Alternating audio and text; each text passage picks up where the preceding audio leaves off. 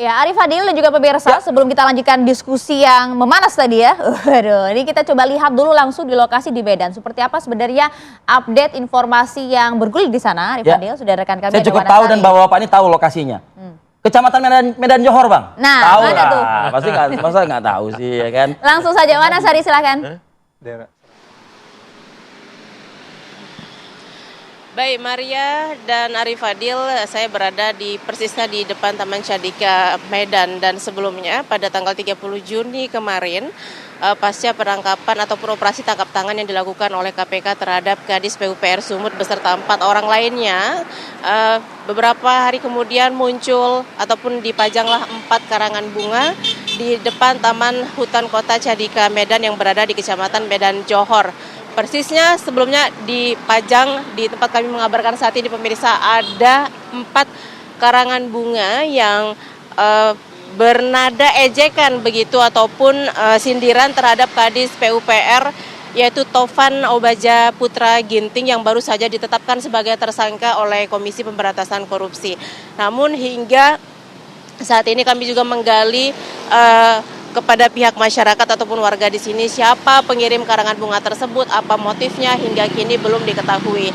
Keempat karangan bunga itu hanya terpajang beberapa jam saja, persisnya pada Senin 30 Juni pagi begitu. Namun hanya beberapa jam saja kemudian papan ataupun karangan bunga tersebut diangkut ataupun dibersihkan begitu. Dan penangkapan ataupun pasca OTT KPK yang dilakukan terhadap Kadis PUPR Sumut beserta 4 orang lainnya ini menjadi perbincangan yang cukup memanas begitu ya, apalagi ini dikait-kaitkan dengan kedekatannya dengan Gubernur Sumatera Utara Bobi Afif Nasution. Maria. Baik, terima kasih Wanasari. Jadi sekarang sudah bersih ya trotoar pedestrian di Medan Johor, Kota Medan. Artinya masyarakat yang biasa lalu lalang dengan berjalan kaki tidak lagi terganggu dengan papan. Meskipun jutaan warganya setuju ada papan di situ. Nah, gitu cuma berapa jam aja tadi kata Evi? Cuma berapa jam aja. Bang Saud kali. Bang Saud, saya ingin melanjutkan pertanyaan yang tadi, Bang Saud. Artinya kan dari awal informasi itu dibahas ya di internal gitu kan. Kan laporan warga katanya kan begitu. Sehingga akhirnya diputuskan untuk OTT. Dan tertangkaplah si oknum Kadis PUPR ini. Kalau misalnya setengah-setengah gitu, karena mungkin berpikir, wah ini pasti ada kekuatan entah itu rezim sebelumnya lah atau apalah begitu kan ibaratnya kan. Pasti kan nggak akan ditindaklanjuti ya. Tapi ini faktanya kan ditindaklanjuti, Bang Saud gitu loh. Artinya KPK udah siap nih? Artinya KPK benar-benar nggak nih bisa menerapkan pasal 12 bagaimana yang Bang Saud tadi katakan? Ya itu kan yang kita bisa nyimpulkan sebutkan pasal 12 itu kan hasil dari konferensi persnya. Dari situ kan kelihatan kronologisnya kejadiannya seperti apa. Pertama ini proyek ini belum jalan loh. Belum dilaksanakan baru malah. Untuk menggelontorkan angka 230. Yes. Jadi artinya si pemberi udah yakin emang lu mau nggak sih kalau nggak dapat proyek? Betul. Karena lu yakin kan? Karena lu yakin bakal dapat, lu keluarin uang kan? Ya 2M ya. Bisa dimarahin istri lu ngeluarin uang lu dari yakin rumah. Bang? Ya kan? Jadi itu common sense gitu loh. Itu common sense. Terus kemudian dari mana juga saya ngasih uang ke Fadil kalau saya pengusaha, terus kemudian kalau nggak saya udah dengar tentang barang tuh coy. Itu kan ini gua udah ngomong nih, ini. Ya kan? Baru saya berani ngeluarin uang kan? Ya. Proyeknya belum jalan, belum ditentukan. Mens rea itu ya berarti? Yes, di situ udah kelihatan. Jadi sekali lagi, ini sangat sederhana kasus ini, sangat simple. Ada seseorang yang bisa sangat menentukan, yang memutuskan si ini mengerjakan ini, dalam hal ini PT DGN dengan PT RN tadi itu ya kan? Iya. Nah, itu dia sehingga mereka yakin dan terjadilah peristiwa pidananya. Oke. Peristiwa pidana itu sudah terjadi menyuap penyelenggara negara si TG tadi itu. TG nggak akan mungkin melaksanakan sesuatu. Kalau misalnya TG nggak akan mungkin, dari mana dasarnya nggak akan mungkin? Toh menurut si gubernur mungkin dia berpikir saya sudah percayakan segala tugas saya dengan Kadis. Bisa saja jadi kan ini orang main sendiri, Bang. Kadis silakanlah gitu loh. Ya, bekerja. itu makanya saya bilang kembali lagi, dari situ nanti akan bisa kita lihat bagaimana komunikasi TG dengan bosnya. Nggak mungkin juga TG menentukan sendiri. Kita kan sudah lihat bagaimana di karirnya naik ke atas. Apa istilah orang dekat itu apa maksudnya? Jarang kasus-kasus besar di Indonesia ada istilah orang dekat kan. Itu kamu yang ngasih nama orang dekat itu? Enggak, di media-media. Nah, itu artinya orang dekat itu diartikan hubungan itu begitu spesial. Begitu eratnya, kemudian perintah itu bisa jadi jangan-jangan juga bisa jadi tanpa perintah. Tetapi nggak mungkin seorang anak buah dengan biaya yang begitu besar tanpa menanya ke bosnya, bos nih gimana? Ini gimana nih? Ya. Boleh nggak PT ini aja atau Ya, apa? itu sebabnya makanya saya bilang dari awal penyelidik dalam hal ini sudah bisa memastikan ada komunikasi sehingga mereka berani datang. Seandainya bawahan mengatakan udahlah kau putuskan aja yang kayak gini nggak usah lah tanya-tanya ke aku, katanya gitu gimana? Oh bisa, Bisa aja kan seperti itu, Bang? bisa terjadi seperti itu. Tapi untuk angka yang begitu besar nggak mungkin karena bukan APBD itu soalnya ya? orang di daerah itu bukan 2 perusahaan loh. Ada banyak perusahaan lain yang harus diberi kesempatan gitu. Sampai ada memberi kesempatan pada orang tertentu, itu siapa yang bisa memutuskan itu?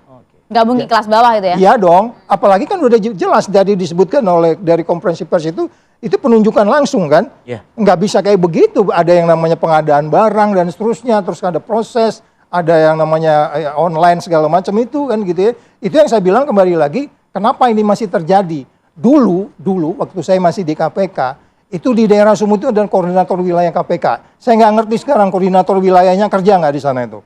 Karena dia yang harus turun ke daerah untuk memantau, memberi penjelasan, menjaga orang-orang baik tetap baik. Kita asumsi kita TG ini orang baik loh, Iya. termasuk gubernurnya orang baik. Iya, iya. Tapi ketika kemudian terjadi peristiwa pidana, Anda nggak bisa bilang lagi orang baik. Silakan KPK yang membuktikan itu. Kalau nggak ngapain juga dia OTT kan? Kan ada gitu ya. praduga tak bersalah. Yes, itu harus dan itu tempatnya bukan di media kan, di pengadilan kan. Silakan Anda mau bantah-bantah juga, Oke. silakan penyelidik yang akan menentukan nanti atau penuntut dan seterusnya. Artinya Bung Saud sebenarnya punya keyakinan kuat bahwa KPK ini nggak mungkin jalan hingga saat ini, bahkan ada kalimat orang dekat kalau memang tidak ada track record komunikasi yang ada. Kalau Bung Saur meyakini hal ini juga nggak? Ya, kalau saya bilang kalau sampai itu terjadi itu mengkhianati presiden yang sekarang.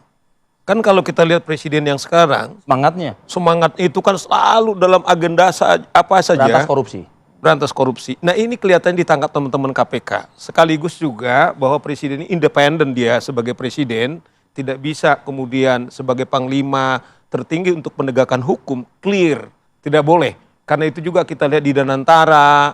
Dia bilang tidak boleh siapapun yang bisa intervensi di Danantara. Termasuk partai saya juga tidak bisa. Ya. Hanya orang-orang yang baik yang bisa di Danantara, tidak lebih dari itu. Nah, dugaan saya juga KPK bermetamorfosis ini. Karena proses kepemilihan 5 komisioner ini kemudian masih terjadi perdebatan di publik apakah mereka independen apa tidak. Iya. Saya mengatakan begitu mereka bisa OTT di Sumatera Utara sudah membuktikan. Nah, kemudian kesempurnaan itu dibilang Pak Saud tadi. Pasalnya udah dibantu Pak Saud, pengalaman sudah dikatakan oleh Pak Saud. Tinggal mereka sekarang buka laci itu. Nah, oleh karena itu saya kira kita dorong betul KPK karena Anda di sana digaji oleh rakyat, didoain oleh rakyat. Tentu publik kalaupun menarik ini ke ranah politik itu nggak bisa kemudian kita hambat. Karena itu adalah diskursus. Wajar dong. Tetapi KPK tidak boleh berpolitik praktis. Tapi politiknya adalah bagaimana hukum ditegakkan, bagaimana jalan-jalan di Sumatera yang selama beberapa puluh tahun terakhir ini, sampai dulu yang saya tahu zamannya Pak Saud, khusus dibuat koordinator untuk Koordinator Sumatera Utara, Iya. karena salah satu provinsi ini yang sangat syarat sorot dengan gitu ya. korupsi dan sekarang Berapa banyak terjadi lagi. gubernurnya yang masuk penjara Ya, kan itu karena kita bilang karena kasus korupsi. Pujo terakhir kasus korupsi. Gak ada takutnya Samsul kayaknya, Bang? Arifin ya. Samsul Arifin sebelumnya. Ya kan, nah sekarang tentu yang paling dikorbankan kan saudara-saudara kita.